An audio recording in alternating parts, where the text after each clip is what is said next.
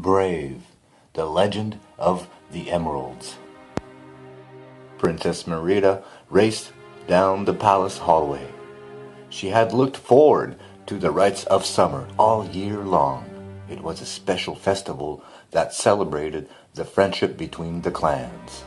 This year, the Macintosh clan would be her family's honored guests. There would be dancing, games, and feats of strength. At the docks, everyone gathered to greet their visitors. Young Macintosh stepped down from the boat. The sunlight glinted off a family crest tied to his kilt sash. "Oh, fancy are we?" Merida teased him. Young Macintosh grinned. "What, you don't have a crest of your own?" "No, but I have this," Merida replied, showing him a lucky charm tied to her bow. "So, shall I beat you at archery or to the top of the fire falls first?" She challenged him with a sly smile. "To the fire falls," young Macintosh cried. Merida jumped on her horse. Angus and young Macintosh followed close behind. The two reached the base of the fire falls at the same time. They began to climb the craggy rocks. They were neck and neck as they approached the top. Merida pulled herself up.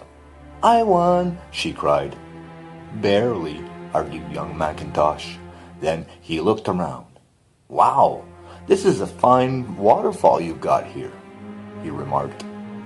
"Where does all this water come from?" "I'm not sure," Merida replied. "Let's find out." Merida and young Macintosh walked deeper into the forest. Then they stopped short at the edge of a deep lake. "I suppose this is it," Merida said, disappointed. "I fancied we would have an adventure, but this is just a common loch." She tried climbing a boulder to get a better view. Suddenly, the boulder moved.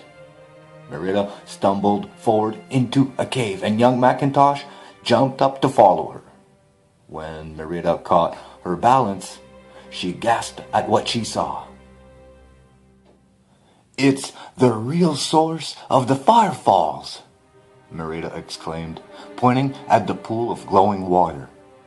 There, two large glowing emeralds were resting on a stone ledge.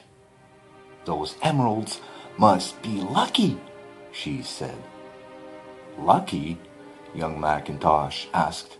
"But emeralds are a symbol of power, not luck." "Everyone knows emeralds bring good luck," Merida scoffed. Merida and young Macintosh began to argue. Suddenly, young Macintosh snatched up one of the emeralds. "I'm taking this to my father. Then you'll see how powerful emeralds are. The Macintosh clan will be stronger than ever. Then I'll be taking the other one too," Merida exclaimed. They each put an emerald in their own pouch. Neither one noticed that the gems had stopped glowing. Back at the castle, Lord Macintosh assured them that the emerald was a symbol of power. "Lord Macintosh is correct," replied Queen Eleanor, "but it also symbolizes luck, and we sometimes forget the emerald's most important meaning, loyalty. The ancient legend of the emerald is why we're here today."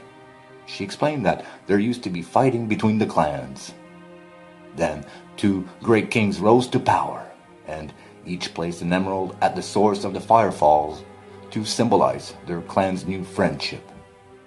As long as the fire falls ran sparkling, there would be peace. Suddenly, a Dunbrock clansman raced into the hall. "The fire falls! They've gone dark!" he cried. Everyone raced outside to look at the lifeless falls. "Who has done this?" cried King Fergus. Lord Macintosh nodded. "Yes, when King Fergus finds out which one of his Dunbrock clansmen did this, he will have my support." "Which one of my clansmen?"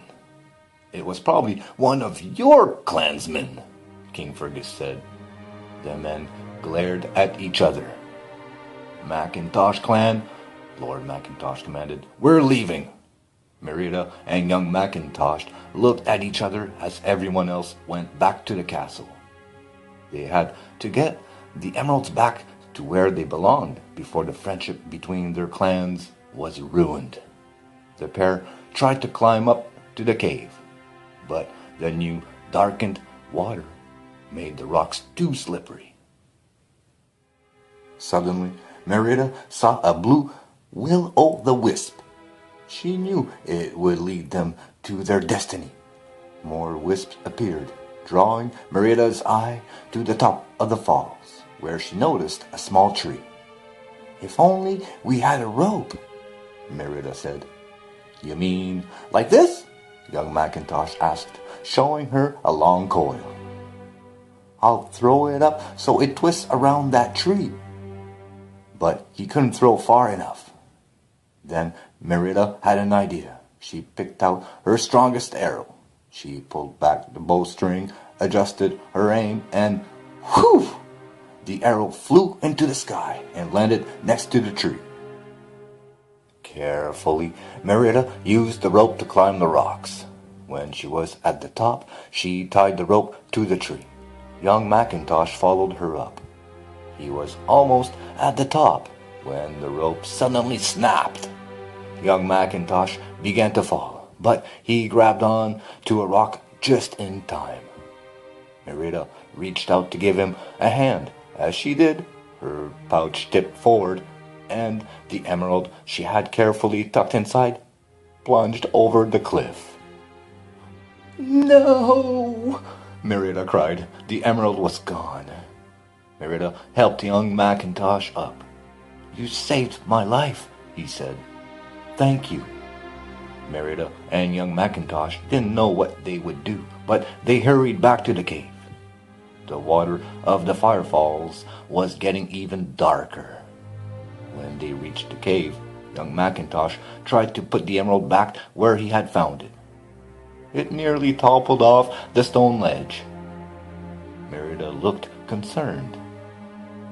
The two emeralds must have supported each other, she said. What were they going to do without the other stone? The legend, Merida suddenly gasped. Each king put an emerald on the stone. We've got to put something there, too. She removed her lucky charm from her bow and placed it on the ledge.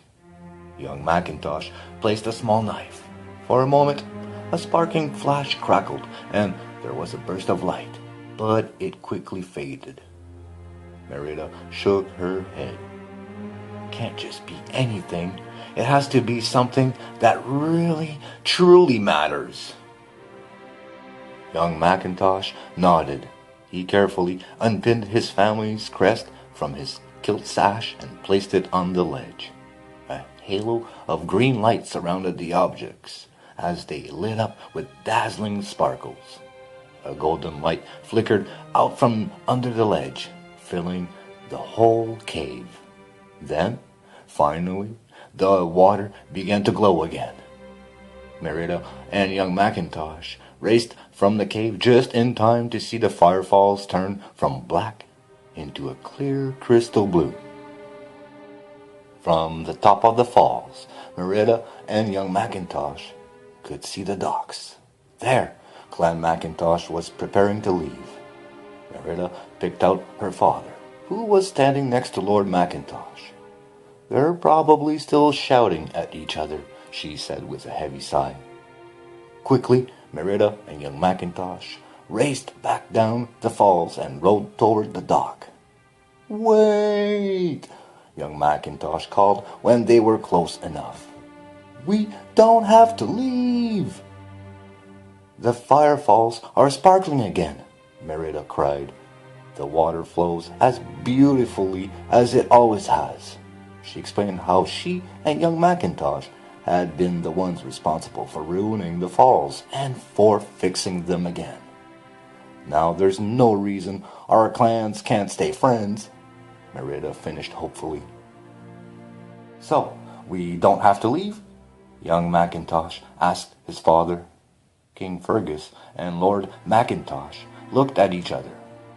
Of course not, exclaimed Lord Mackintosh, smiling at King Fergus.